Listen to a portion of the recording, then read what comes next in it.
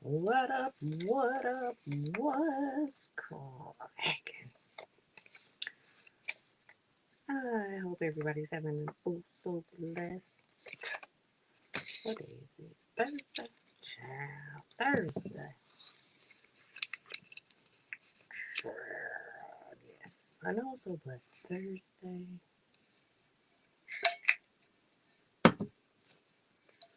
My cup that I wanted to work on seems to be a tad bit still sticky.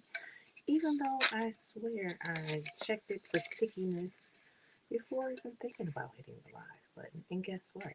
It wasn't sticky. But now, oh baby, now that I want to go live, it's sticky. Mm-hmm.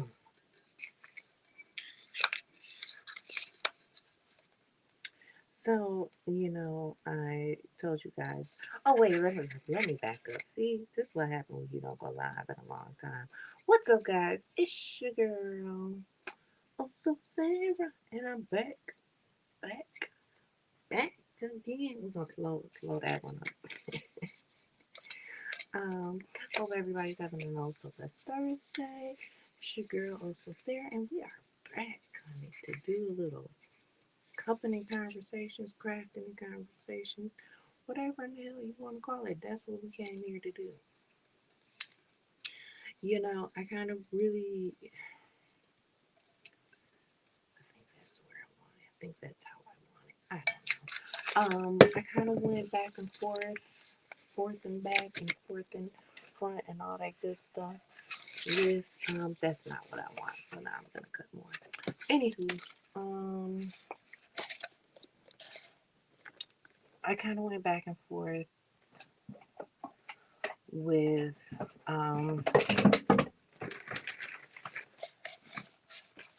I don't even know what the hell I was gonna say. I don't know. I went back and forth with whether or not I wanted to talk about R. Kelly, the final chapter. Two, four, six, seven, I think seven. And it was a lot. It was to me. This one was so much more heavy to me. I don't know if you guys have watched it or not, um, but it was so much more heavy to me than the first when they did it. Was it 2019, 2020? It just was a lot. To me, this one was way more um, heavy, and I don't know. Part of me thinks that it's because of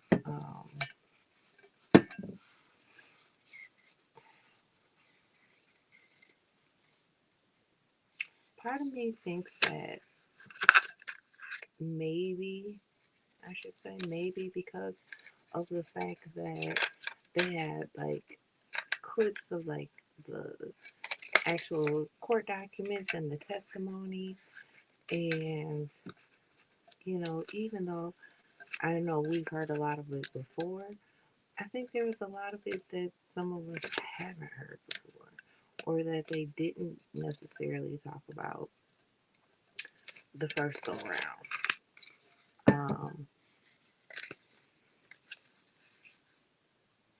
So that made it, to me, that made it a little more intense, knowing that it has moved from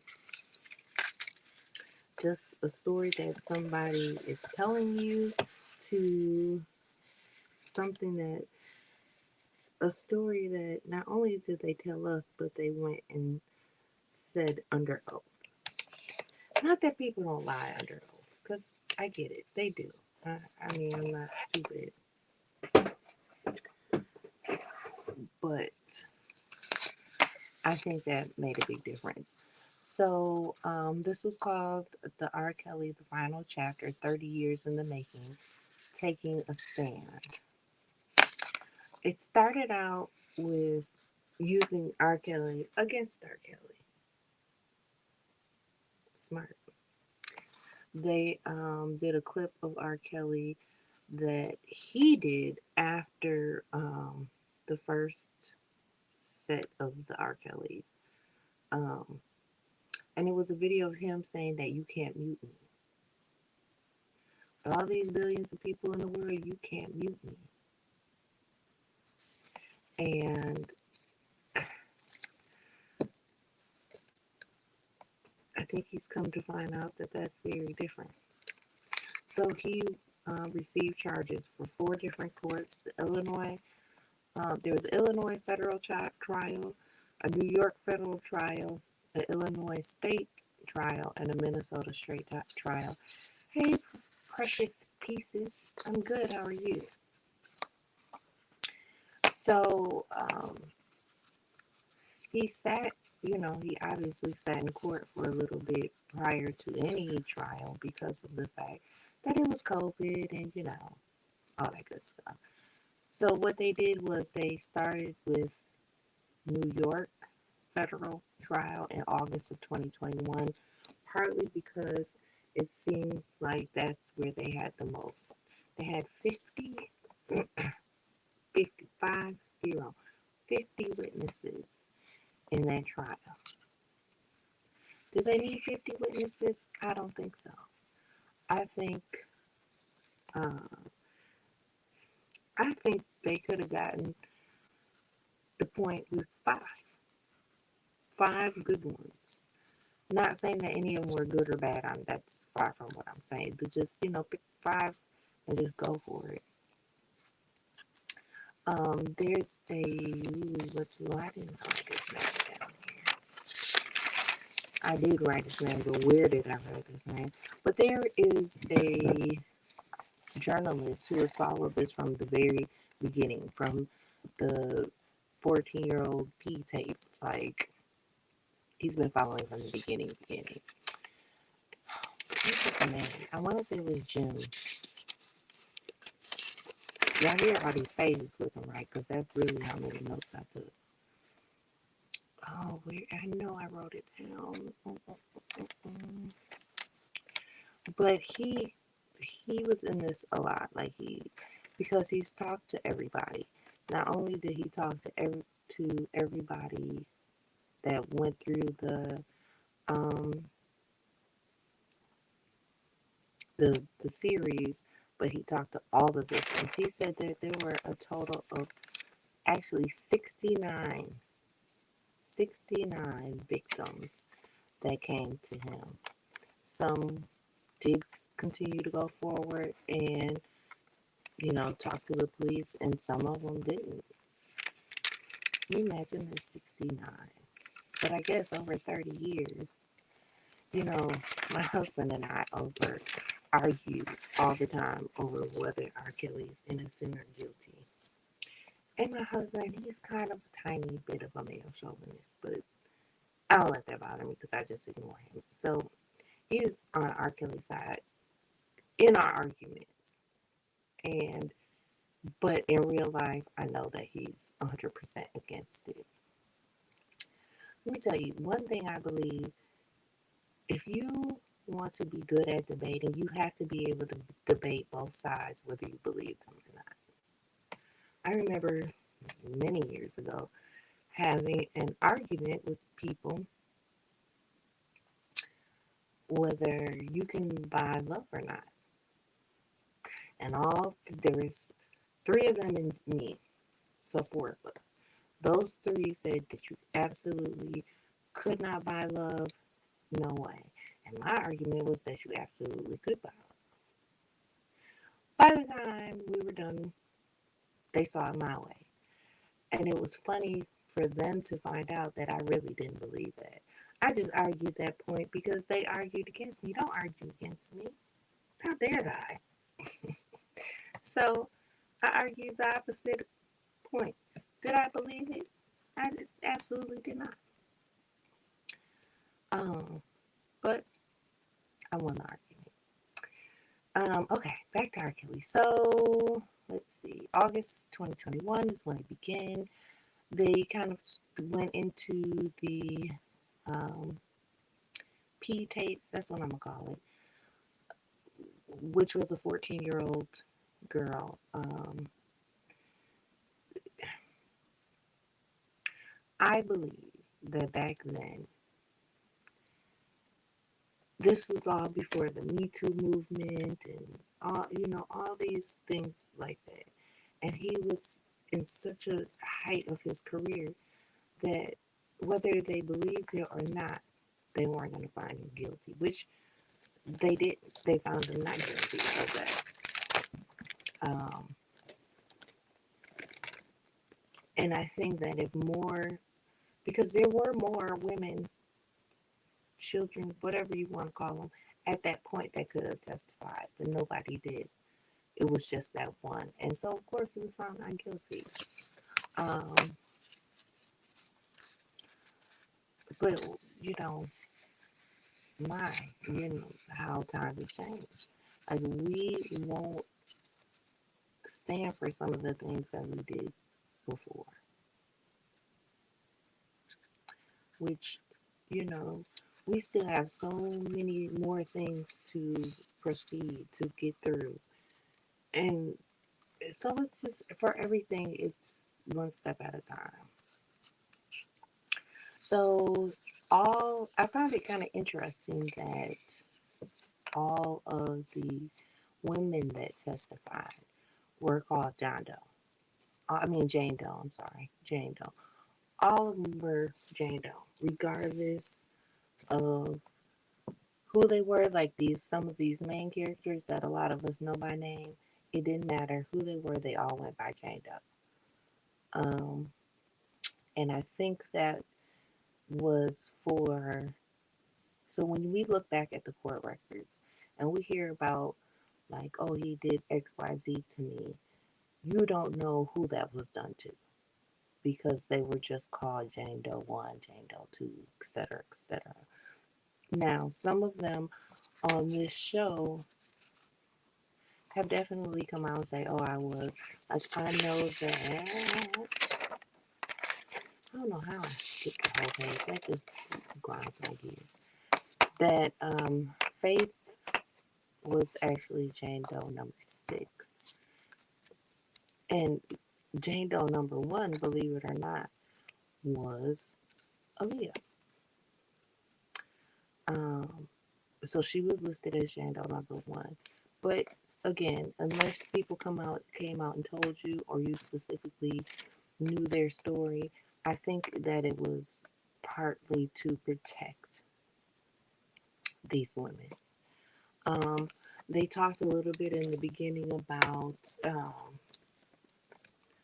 what between doing the first series, the trial, and when this series was recorded, how things have affected their lives. Maybe one's car was set on fire, one's home was set on fire. Like, on top of there being bribery and all that stuff. Hey, Happy Scrappy, between, aside from the bribery and the threats and the, like, to have your house set on fire, have your car set on fire. One girl talked about how she had to basically move her family because her kids were being affected. Like, just crazy. They had Bruce Kelly on there this time, who is his brother, as you know, who at the first series was incarcerated. This time he was in plain clothes. He wasn't incarcerated. He came out and talked. You know, people like him are part of the problem because his whole thing was, I really can't speak on things unless I see all their statements or see what they said because I don't believe that he did it. Yet, if you remember in the first series, he stated that younger women was his brother's preference. So now you're saying that your brother needs help and you need to read to find out if he's guilty or not. Why does he need help if these are adults? Why does he need help if they're not young people? Why does he need help if he's not doing very strange things to these women? Why you, the brother, say that your own brother needs help if you don't believe any of it, and you need to read the trial documents, and you need this and you need that? Why would you stay? See, if you listen to people, they'll tell you what they really feel without telling you what they really feel. Okay, so let's get into it. Faith Rogers, Jane Doe number 6. She's the one whose father is a pastor. Um, baby, she so she was the first in the first series, the first one to come out and say that he gave her herpes, and everybody like, oh no, shame on you, you didn't get it from him. But then after that, it all came out that it's one after the other. In the court documents, it showed doctor's reports that he had it. His doctor, who was like his in-house doctor, even refused to share that. Hey, MTGBTV, that's a mouthful. MTGBTV. Um, even his in-house doctor wouldn't tell his victims. Like they were keeping it a secret. Like they're so. I understand why this became a RICO charge because there were so many people involved, just following everything that he said. No matter what he said, it then it was true. We have doctors, managers. I believe there was a lawyer. There's an ex-cop. There were all these people who played a part in facilitating these women. Because if they weren't, and which is what makes it a RICO charge, because if it wasn't for them, he wouldn't have been able to do what he did. If there weren't people like his doctor lying for him, if there weren't people like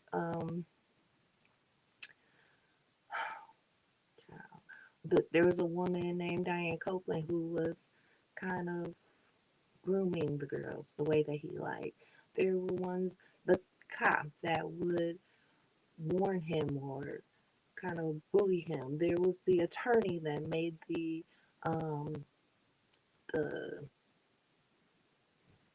non-disclosure, what is it called? Why? See, when I want to say things, then my brain freezes.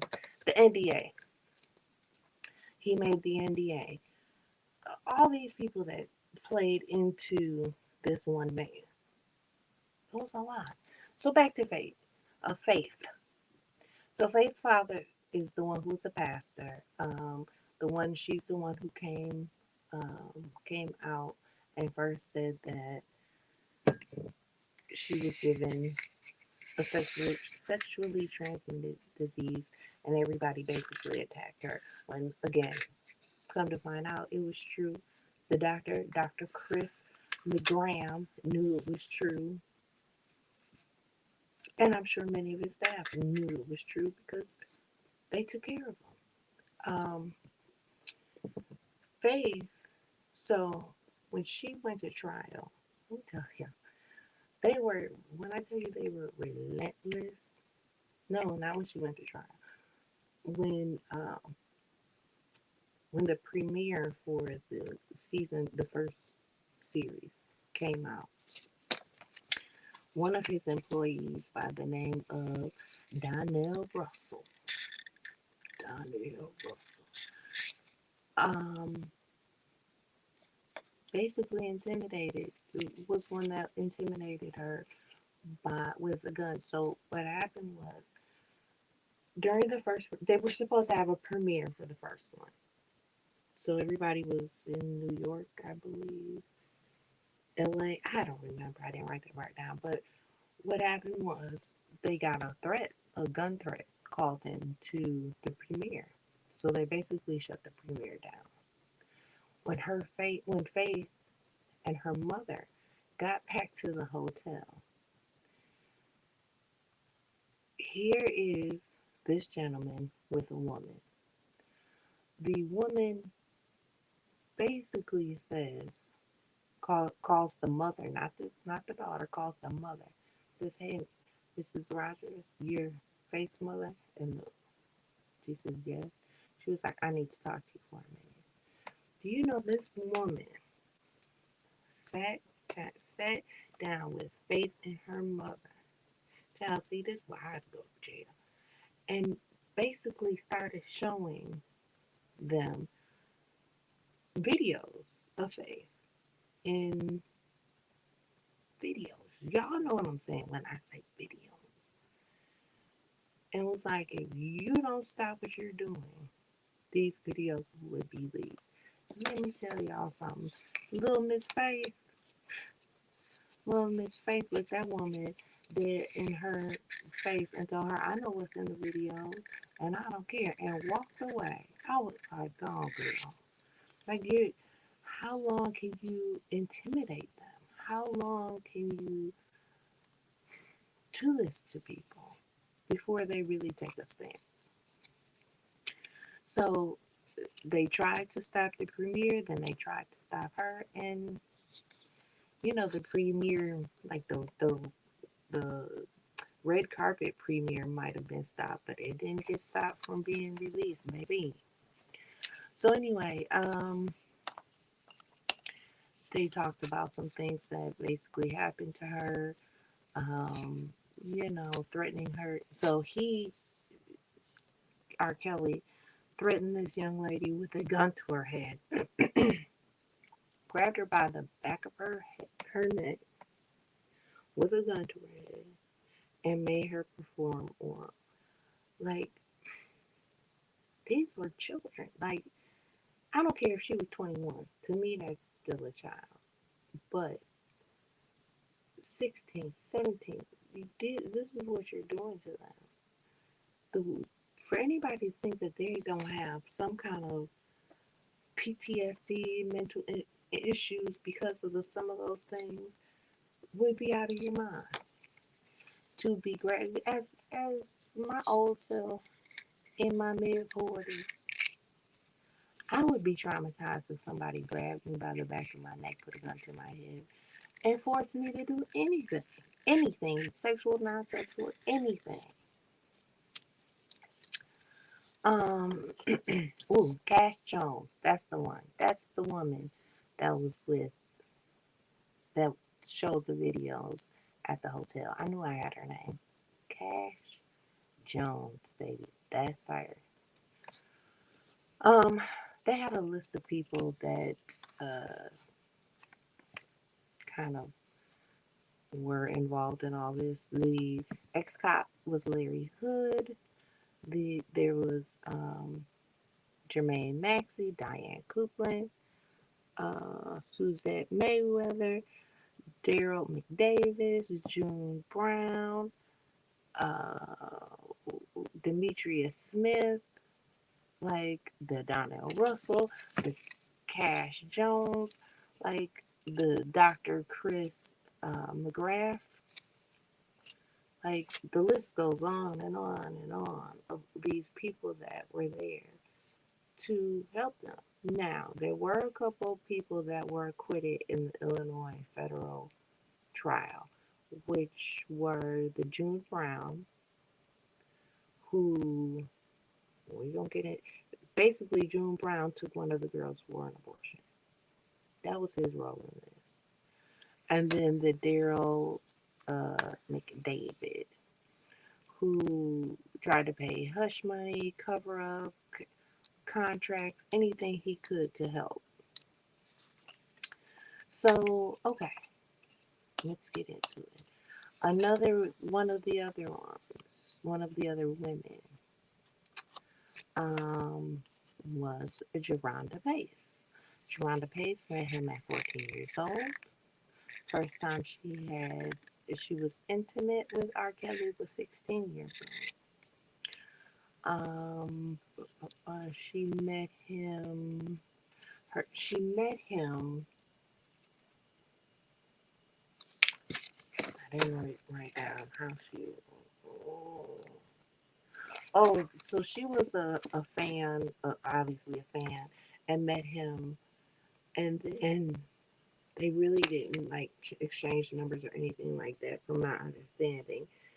The one by the name of Jermaine Maxey, aka Bubba, found her on MySpace, and basically that's how they got in contact with her. So again, she played a big part in all of this, and I'm going to tell you why. So, um, again, met at 14, intercourse 16. She was basically, when she met him, was a virgin. She was beaten. She had a choo-choo, I ain't gonna say, ran on her. At one point, he slapped and choked her until she blacked out. He slapped and choked this poor girl until she blacked out.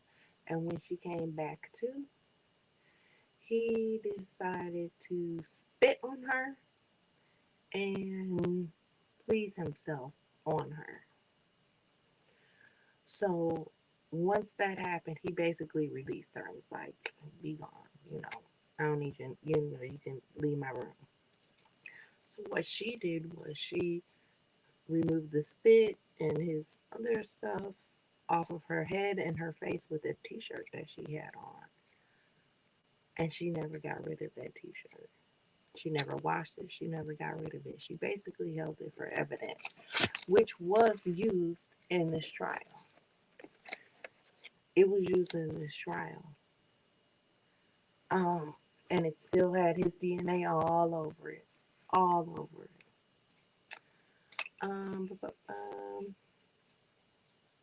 So they had this Donna lady, Donna Sonia, I believe her last name was, who came in on, and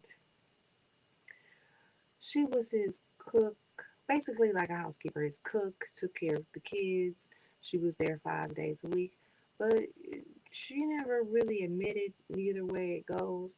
But again, you let people keep talking long enough.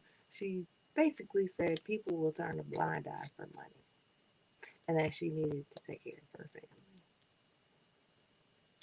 So basically, you're telling me that you turned a blind eye for the money to take care of your family.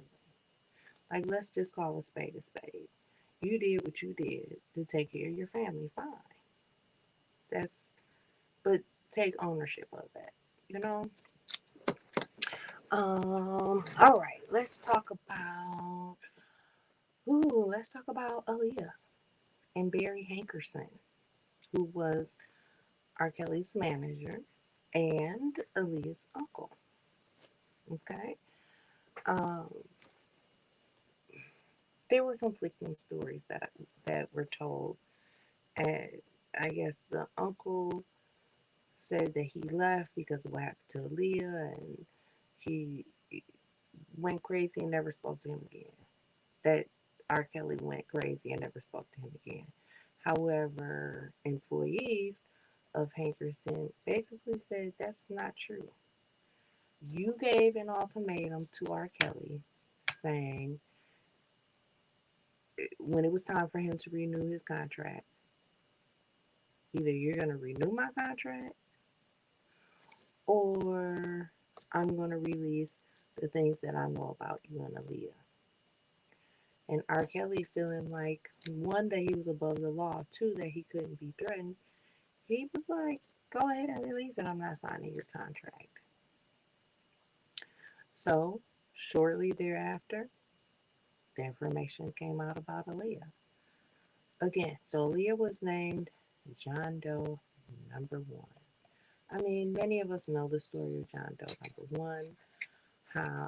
Jane Doe number one, Aaliyah, how she got involved because her uncle was the manager. Um, she ended up being 15 and pregnant, and part of them hiding that was them getting married. Like, okay, it's my wife. If you guys find out she's pregnant, ain't nothing you can do about it because she's my wife. Well, needless to say, that didn't work out very well. Um, okay, so they took care of getting her a fake ID so that she can get married. Um, of course, those papers were forged by her parents so that she could get all the documentation needed. Um, so, all the people that were involved in that were called in on this case, down to the pastor. Okay, down to the pastor. They had the pastor who did their wedding as part of this case. They pulled in all the original documents for the ID, the original documents for the marriage license, the original documents to get it annulled, everything. One thing that he said about R. Kelly was that even though Aaliyah was 15 and R. Kelly was 30, whatever, at that time, hey Asia, um, they both were at the same age mentally. And people knew that and no one did anything about it. Which I I don't know if I believe that he was mentally not very old or if he just was a sick individual at the end of the day. I guess I should be doing some crafting. I did maybe I'll get rid of the crafting part. I don't know. We'll see how this goes. Anyway, um oh, and he stated that okay, that Barry, which is the uncle slash manager, knew, felt that his sister knew that the father may not have known. The father is the one who actually got it annulled, but that the mother knew and that they fell out. But hell, in my opinion, you knew. So what you get mad at your sister for? When you knew you were right there every day and you didn't do anything about it. And even though it's not right here, because I think that they talked about it down the down the line, they said that when the marriage was annulled, that's number one when the NDA was created for futures, that the next three albums, all the proceeds, all the royalties, actually went to Aaliyah's family. I found that interesting because I didn't know that. I don't think anybody knew that. I think this was the first time that that information had been released. And then it later said that it wasn't just they showed like the written document. It wasn't just the next three albums. It also ended up being anything he did, any videos, any commercials, and anything he did. All the royalties would then go to Aaliyah's family.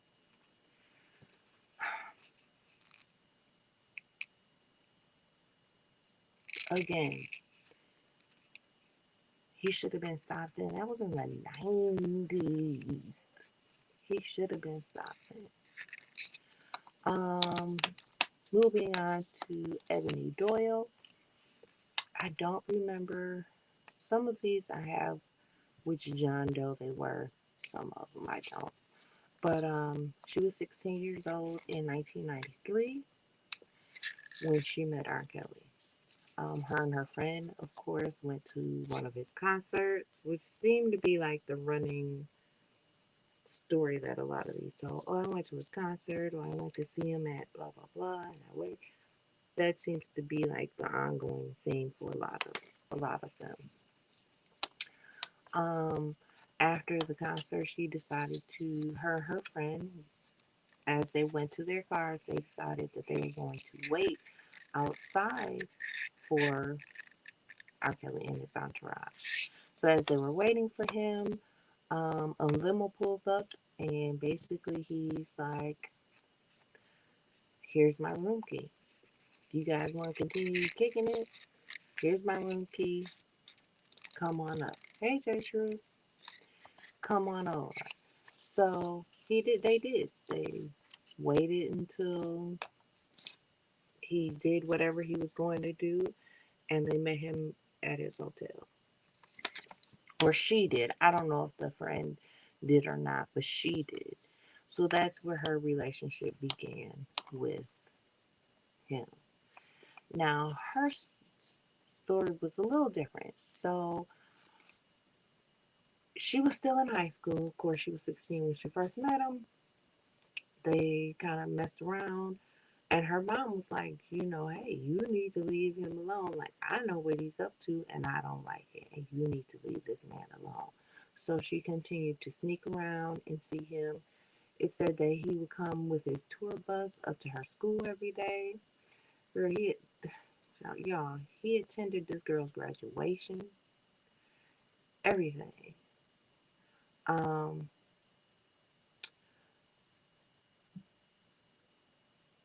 it got to the point that when she finally did graduate, the mom was like, if you're not going to leave this man alone. Now, at this stage, she's 17, she graduates high school. He comes to the graduation, and mom's like, look, if you're not going to listen to me and leave this man alone, you got to go. Girl, J. Truth, baby, horrible, horrible, horrible. Um, so she ended up moving out of her mom's and going to live with him. Some of this stuff, like I said, I watched the first series of this. Now here we are for part two after all the trials and such. A lot of this really broke my heart more so than the first one. If you guys go back, I did the review, it's highest reviewed video in my videos. Thank you.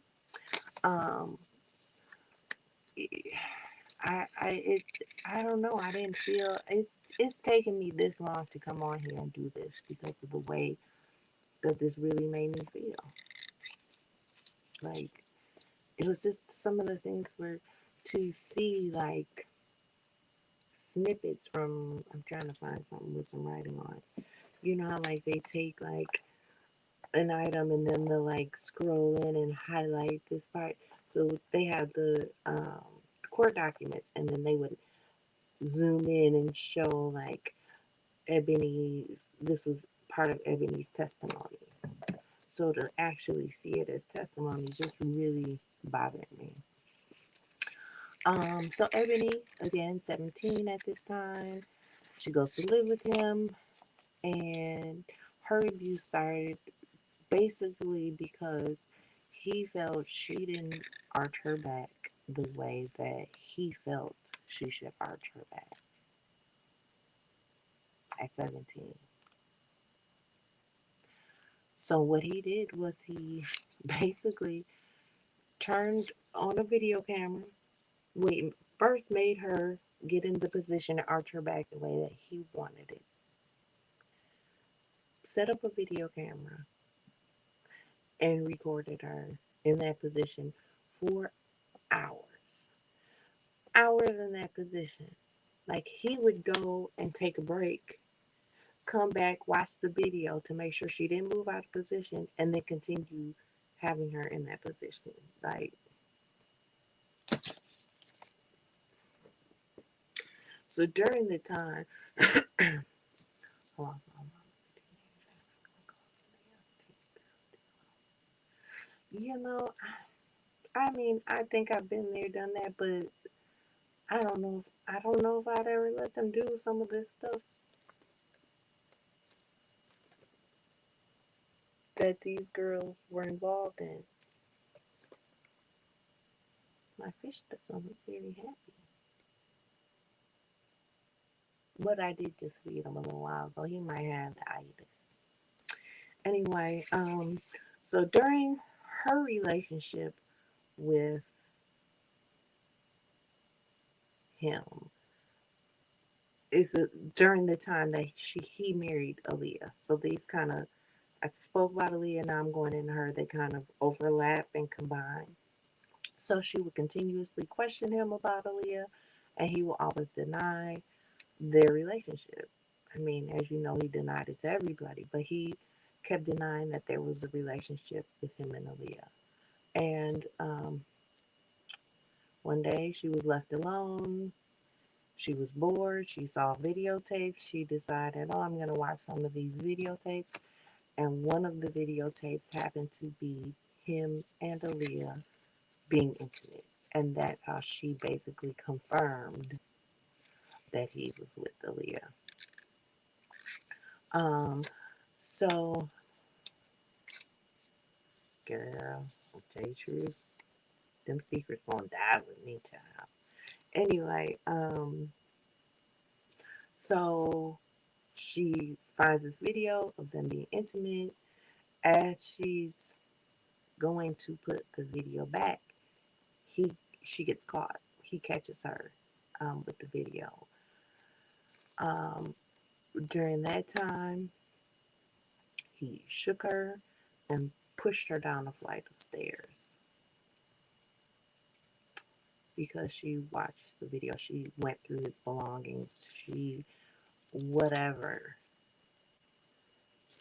He shook her and pushed her down a flight of stairs. Um, I put in quotation marks, he's not a bad person. He just does bad things.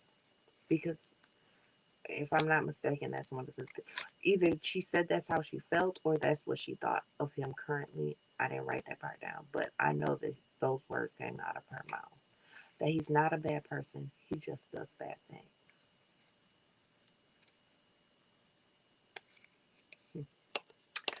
That's just like his brother saying he's not a pedo. He just likes younger women and he needs help. So what does he need help? Never mind. Um, that's all you can do, J Truth, is keep an eye on him. Right.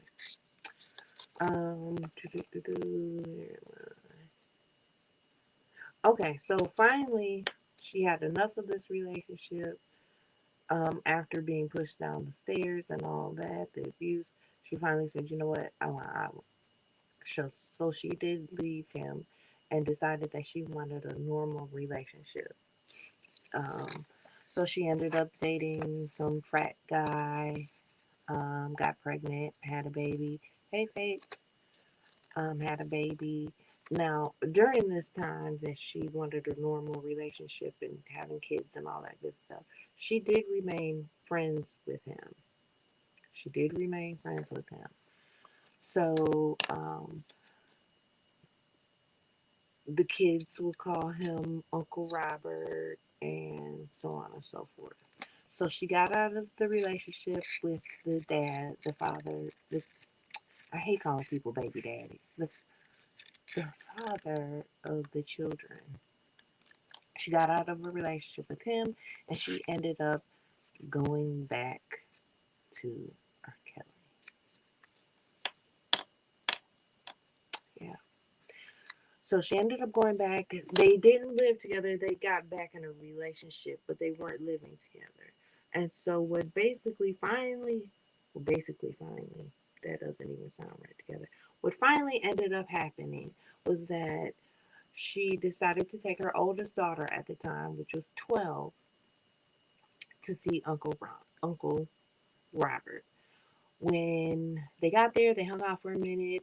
He wanted to take the daughter to McDonald's. Mom says, fine. They're going to McDonald's, though. Mom said slide. She said that as they're going to McDonald's, she's in the front seat, daughter's in the back seat, Robert's driving. They were like holding each other's hand, or he was rubbing her leg. She said that's kind of was their thing. But what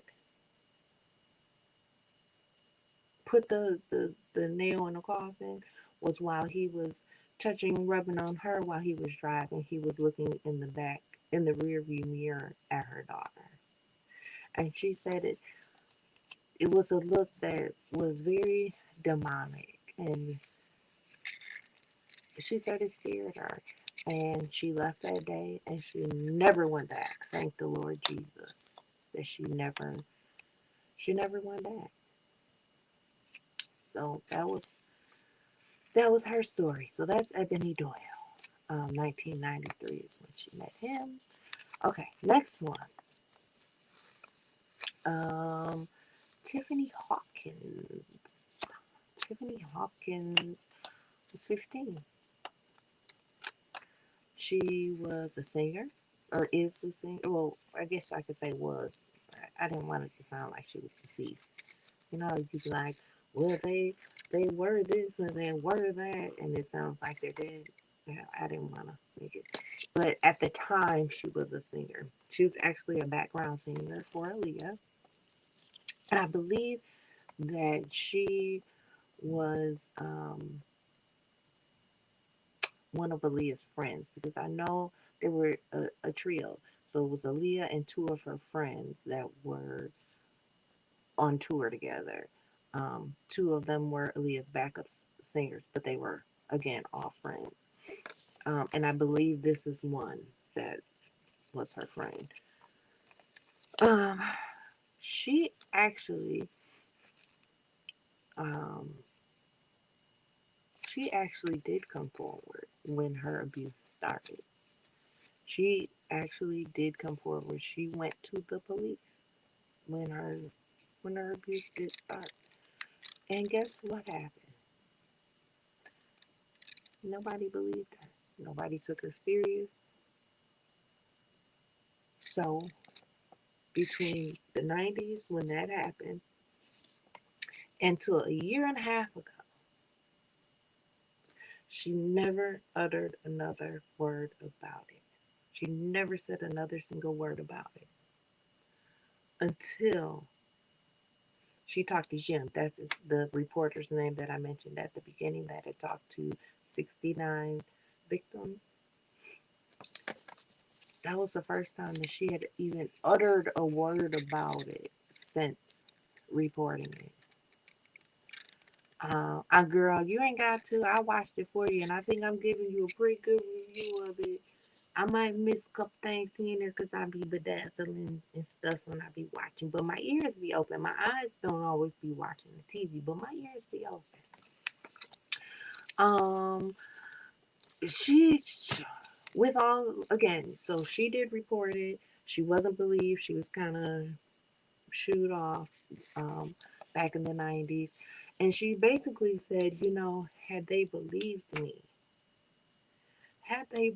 me, we could have stopped this back then. Me, coupled with Aaliyah, maybe had somebody believed me, we could have stopped this man 30 years ago, 25 years ago, whatever. He probably could have been stopped, but nobody believed me. So she felt like um, that she was finally being heard. So,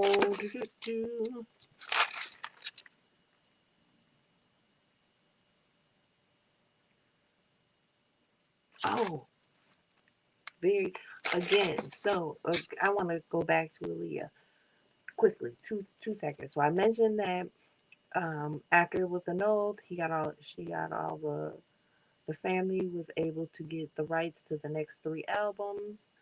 That's when the first NDA was created. But here is the kicker.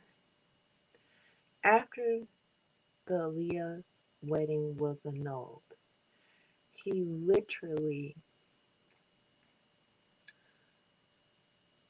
molested a girl 2 to 3 days after that happened. Had they not let this slide, not let him get off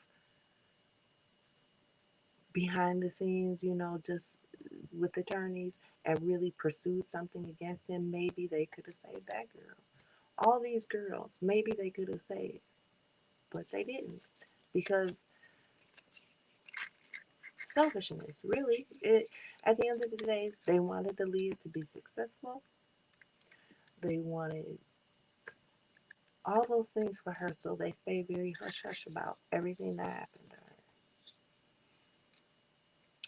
But again, had they not just secretly done whatever they did with attorneys and so forth, then maybe, just maybe, they could have saved other girls. Yeah, he RAP, he ate a girl 2 to 3 days after the annulment girl. Anyway, okay, so let's go move on to Javante Cunningham, age 14. She was in the first series of all this. Girl, y'all, I need something to drink. I've been talking 51 minutes nonstop.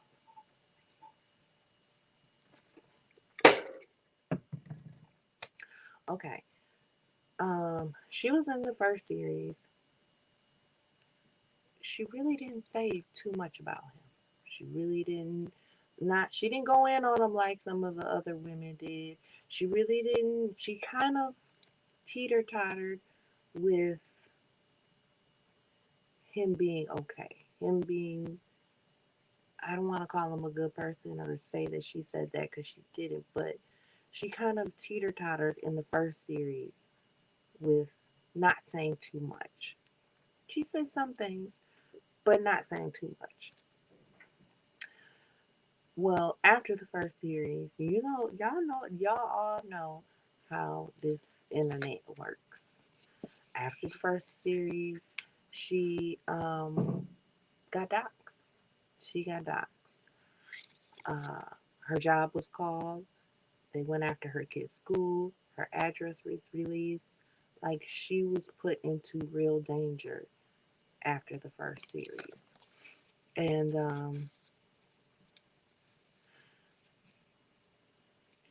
that made her basically step up and tell her story. She ended up being, it was crazy.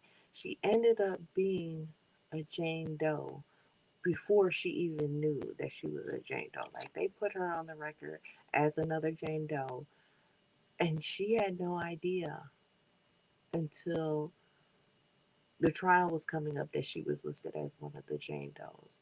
And she recalled calling her father and basically telling, I have a girl. I don't know if it's because Faith, so the Jim that was the reporter that talked to all the women, I don't know if some of his records got some of these women named as John Doe. I don't know, but I have written down that she didn't even know that she was going to be listed as a Jane Doe, and that's why she was actually forced to tell her story.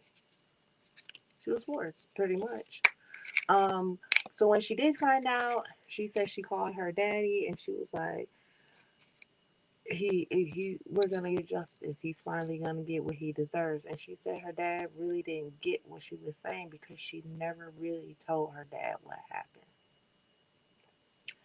She might have insinuated, might have sprinkled a little bit of info, but she never fully told him what happened. So he was kind of like, "What are you talking about?" And she said that he's finally gonna get his justice. They let me tell you, during the trial, they talked to one of his henchmen, I'm gonna call him, who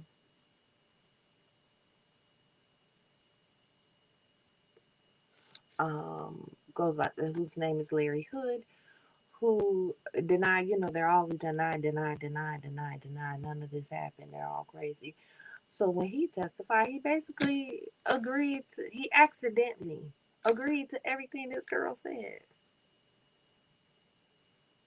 Like, oh no, he's not this, he's not that, he never do that. And they say, well, did you see this happen to, or did you know that this happened to so and so? And he'd be like, oh yeah, I knew that happened. So this idiot ends up basically accidentally agreeing to things that happen to these women. So, okay. Mm. Y'all, I need to get my sweet tea because, honey, this water ain't doing me no good. It ain't doing me no good. I need some sweet tea. Ooh, and that's almost empty. Oh, mm. Oh yeah, that's way better than the water. Okay, so,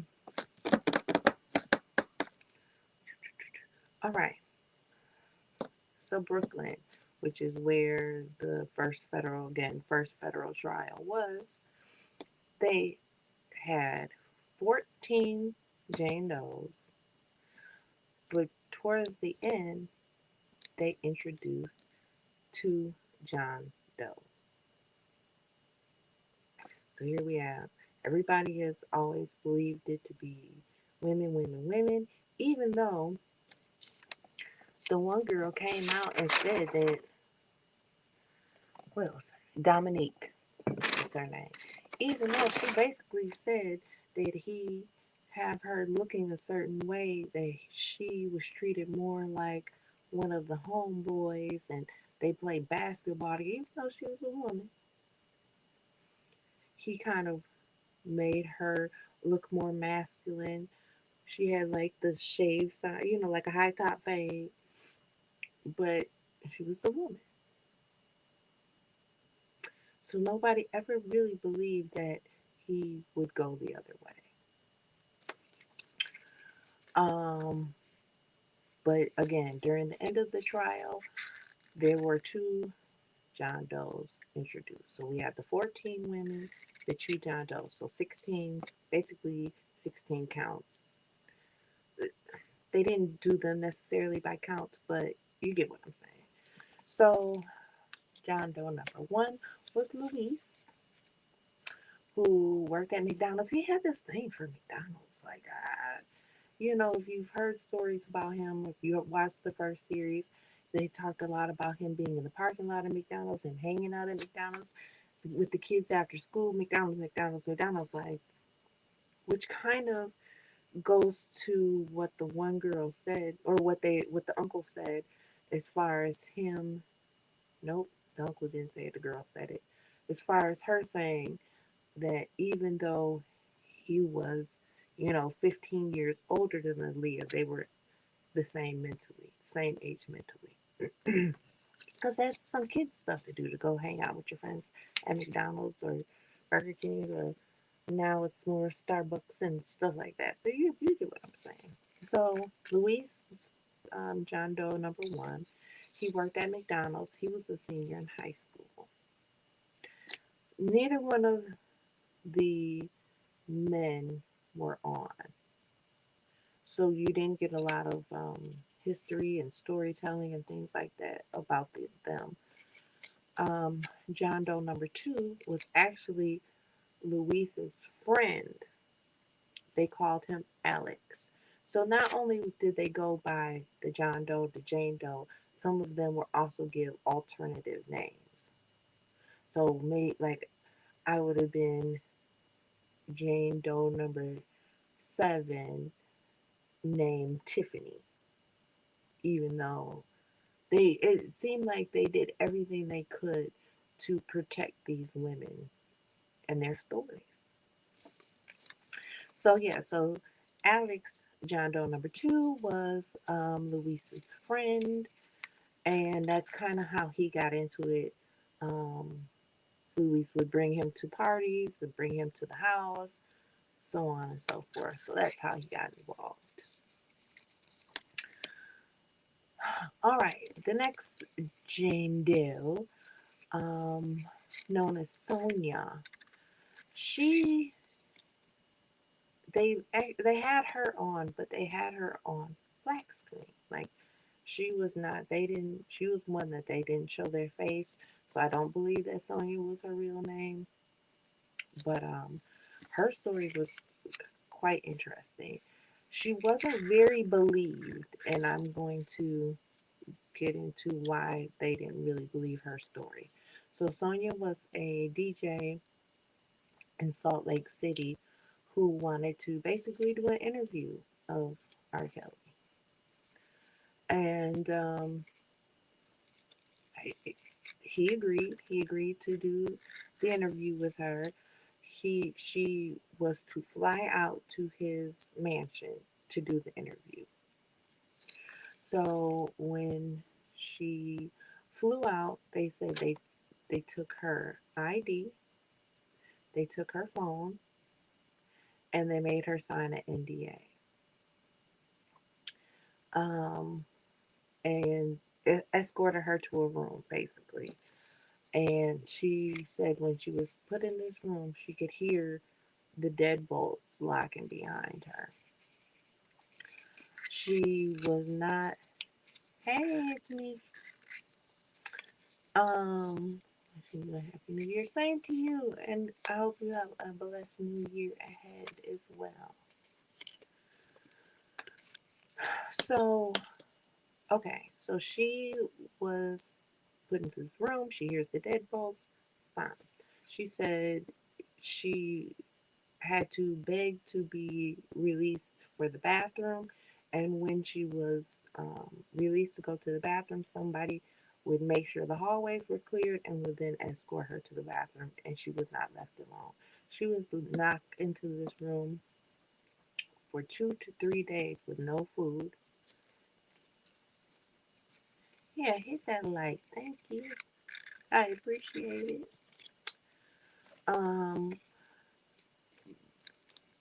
she was basically threatened because they had her phone. They had her ID. They knew where she lived. They could go through her phone. They basically threatened her with um, hurting her friends and her family with if she said anything about what was going on in there, because apparently, and this is, so if you remember when I started talking about her, I said that this was one that nobody kind of believed, and this is why. She's locked in this room for 2 to 3 days, but there was a phone in the room, like a house phone, like a dial-up phone in the room. And she never attempted to call 911. She never attempted to call her parents. She never attempted to call anyone. So they're like, well, if you were so afraid for your life, or you were so afraid, if they were starving you and so on and so forth, why didn't you just go over there and pick up the phone and call somebody? And that's when she said, they basically threatened my friends, my family. They had my phone, they had my ID. I knew they knew where I lived. I knew that they had all my contacts. I was frightened that if I picked up that phone and made a phone call, that something could happen to somebody that I love. So that's why she didn't do it. And that's why she wasn't believed. Um, so a couple days go by. She's begging for food. Finally, they give her food. She said she was at a table. They brought her the food. She sat down at the table to have the food.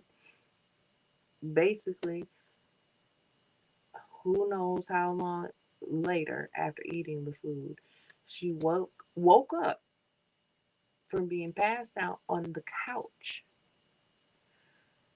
with no clothes on or no bottoms on, I think it said. And then her being sore and I'm trying to moist. Yeah, I'm just gonna say it. They take my damn video. They take my damn video. Um, she woke up and realized that something had happened to her.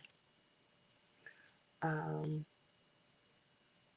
so even though I don't believe she was a minor, because like I said, she was a DJ, Salt Lake City, so I don't believe that she was a minor, but she was basically held against her will, and sexually assaulted after being drugged.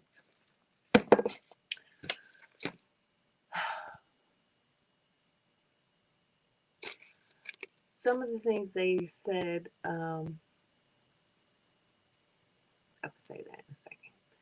So there were um, two women by the name of Lizette and Kitty, who, now mind you, they had 14 women testify, 2 men testify.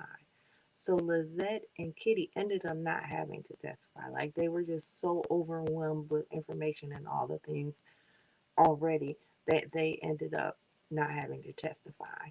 So it was my understanding that how this went was they had John Doe, I keep calling John Doe, Jane Doe 1 through 14 or 1 through 16, I think it was. But you didn't know who you were. They would call you the day before and say, you're Jane Doe number 3 and you testify tomorrow, and would fly them out if they weren't there watching the trial or, there. So that's how that part worked. They didn't know which Jane Doe they were. They didn't know if they were going to testify until they got that call saying, you have to testify. So Lizette and Kitty ended up not testifying. Um, Somebody called it a sexual enterprise, which 100% is. You know, a majority of the RICO cases that we have seen in I guess in our lifetime, in our parents' lifetime, whatever, however you want to say, have been like mob, drug.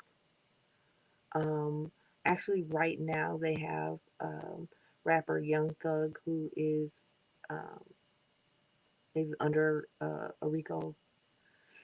So, but it's basically. I was gonna look up the definition and give you the textbook definition, but screw that. It's basically when you are the center of all the people of organized crime. That's the gist of it. You can look it up if you don't believe me. Hell, I don't even know if I believe myself. No, I'm just kidding. But somebody call it a sexual enterprise. One of the um, lawyers said that he used the Predator's Handbook of Isolation and Manipulation of Underage Victims. I said, I'd be damned. Not that that's really a book. I'm not saying that that's really a book, but that's kind of how he described it. Predator's Handbook of Isolation and Manipulation of Underage Victims. I said, boy, if that wasn't like putting it straight how it was. Anyway, so again, trial began August 21st. Did I put the date? I know it started in August of 2021. Closing arguments began September 22nd of 2021. They gave the closing arguments. They went over the testimonies. Um, they said, child, let me tell you something.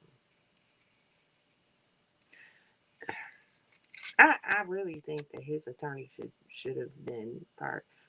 The attorney that saw him, they have one attorney in this, but this attorney that saw him through this should have been in it. Do you know that during his defense, the closing arguments of the defense, he made a Martin Luther King reference that R. Kelly was like Martin Luther King.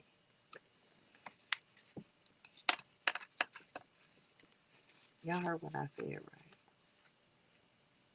That in his defense argument, he said that R. Kelly was like similar to Martin Luther King. I said, so he thought y'all was stupid, huh? He thought y'all was real stupid. But his point to it was that R. Kelly should be protected from unjust laws. and they were fighting for constitutional rights. So that's how he tied the two in.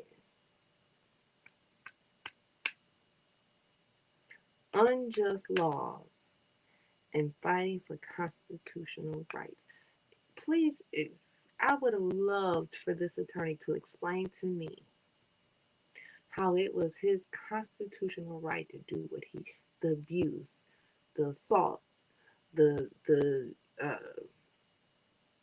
kidnapping, basically the holding against their will, how that was his constitutional right.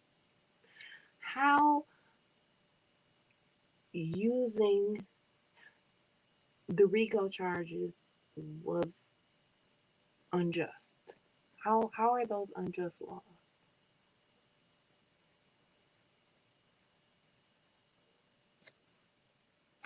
Anyway, yeah. So on the jury there were 7 men and 5 women. They deliberated for 2 days. So on deliberation, no, they started deliberation 2 days after the closing arguments. Um, so they started the closing arguments September 22nd, and the deliberation started on September 24th. 7 men, 5 women. During this time, during the the deliberations, the reporters, all the reporters that were there, they were limited to any of the real information during this trial because you know they were trying to, with the names and all that, they were trying to keep a very tight seal on everything that went on. So during the trial, they were very limited on any information. Um, but during the deliberation, they were basically called into a huge room, and they began to see the evidence, the videos, the humiliation, um, it just the punishments, the spankings, the eating of the feces. At one point during this trial, there was a video being played. If I'm not mistaken,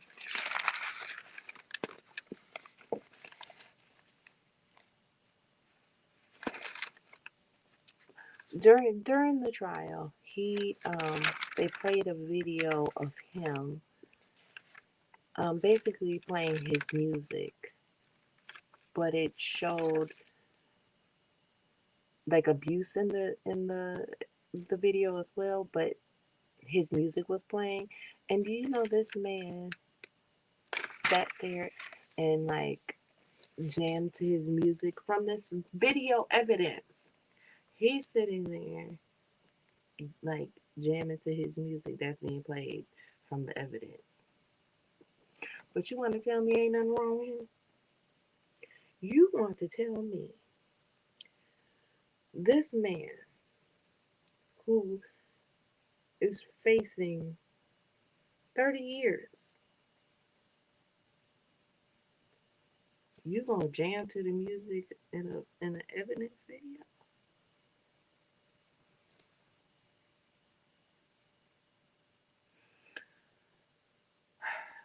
It just, to me, it went along with showing how sick and demented he really is. It really showed just how sick and demented he is. So, again, the reporters were called down to this room. They finally got to see the video evidence of all the things that happened to these women. Him, um, jamming to his own music. I guess there was one video of like a woman being assaulted, but Frank Sinatra playing while he was assaulting this woman. So you hear Frank Sinatra You hear this woman screaming, like just horrible things. Um, so again, the liberation started on September 24th. Um, which I believe was a Friday. Yes, which was a Friday. Of course, they did not go over the weekend, and then they came back Monday right away with a verdict. Um, and of course, we all know that he was found guilty. I guess from what they said, he is actually pursuing um, Cosby's attorney that did his appeals. He's looking for that attorney to do his appeals. Um, you know, this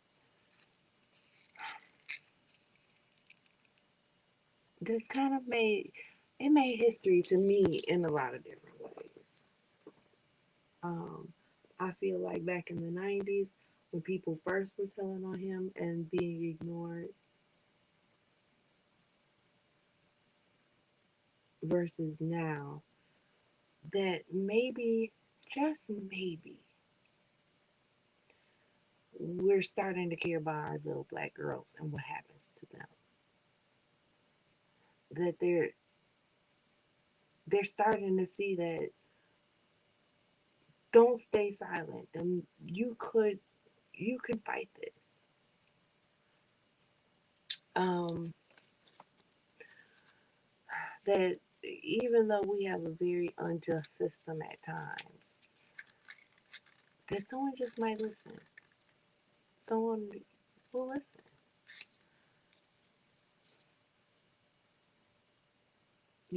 I don't know. So June 29th was his sentencing date. He got 30 years in federal prison. Um, yeah, I just, again, what I just said at the end, I really hope that's true. That this was just the beginning for our black girls, our young black girls, to really be heard and listened to and not pushed aside when they go to the police, when they go to their family.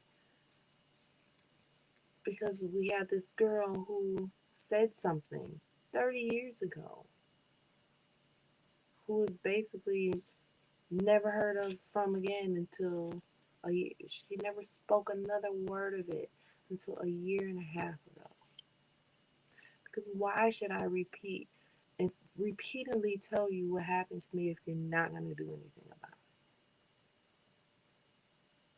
it? So I hope that people like her, people, young girls that may have watched it, feel like they can be heard, because definitely in the 90s they were not. And the money and influence and popularity and all that stuff have a part to do with it. I'm sure it did. However, just because you have money, just because you are famous, just because you're popular, just because they're young black girls speaking against you, doesn't mean that it should fall to the wayside. Um, so that concludes my review of the. Oh, I just shut the book. I want to say the whole time. R. Kelly, the final chapter, 30 years in the making, taking a stand. That's my review for that.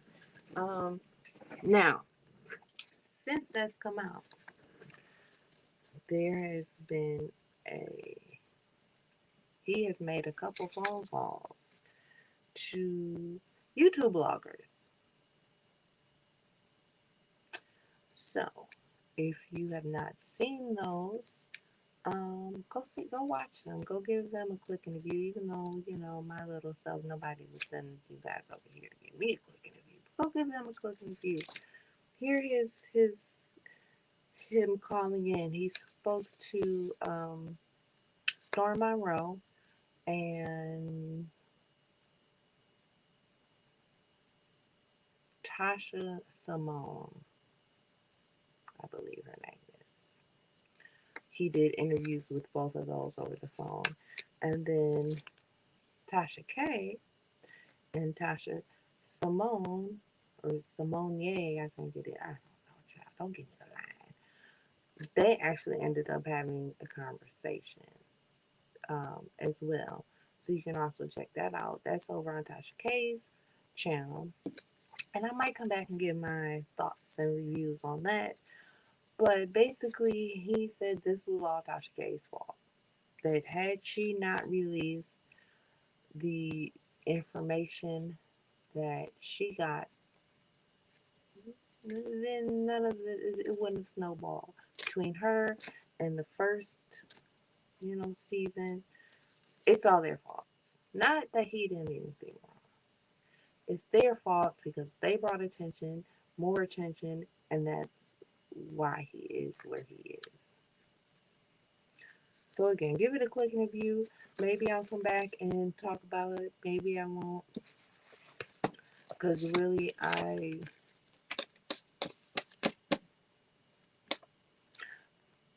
don't know if I really want to repeat anything he said. He was so asinine in him saying it was their fault that I don't know if I want to repeat anything else he had to say. Look, he gonna make me need bow ties because I don't know how many times I don't look like this.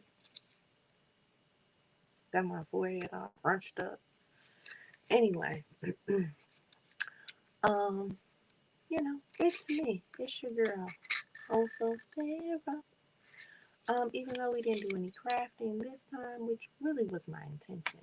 But I think I needed to pay attention to my notes and all that good stuff. Um, we'll be back to do some crafting, maybe tomorrow, maybe Saturday. Because if you guys remember, I said I'm going to try and come live twice a week. This is my first time. Because, like I said, it was taking me a lot to come and do this. But we'll come back and we'll do some crafting before the end of the week. If you would like to support the channel, there's my Cash App. It's $ War10 Creates. That's WAR10CREATES. War10 Creates. I greatly appreciate it because, baby, it's a long road to get monetized. I tell you that. But welcome to the new people. We've had 6 new people join the channel over the last month. So welcome to the new people. Child, you need a drink. You ain't watching to have to take detailed notes. But I had to come back. Like I said, this first season was my highest viewed video, and I thought that it was only fair that whether good, whether bad, whether innocent, whether guilty, it was only fair for me to come back and do the second season. So please make sure to hit the like button. I greatly appreciate it. If you're not subscribed to the channel, please hit the subscribe button. Usually we don't talk about stuff so heavy. We're all about crafting and cupping and all the good stuff. Anything that blings and shines and glitters over here. But welcome to those of you that are new. You won't hear none of this heavy stuff again. I don't think. Again, make sure to hit the like button. If you want to support the channel, support my crafting addiction, my blinging addiction, there's my Cash App. I love you all to pieces, and there ain't a motherfucking thing that you can do about it. Did you hear me? There ain't a motherfucking thing you can do about it. You're stuck with me. We're family. We are one. I love you all. Have a blessed Thursday, and I'll see you soon. Bye.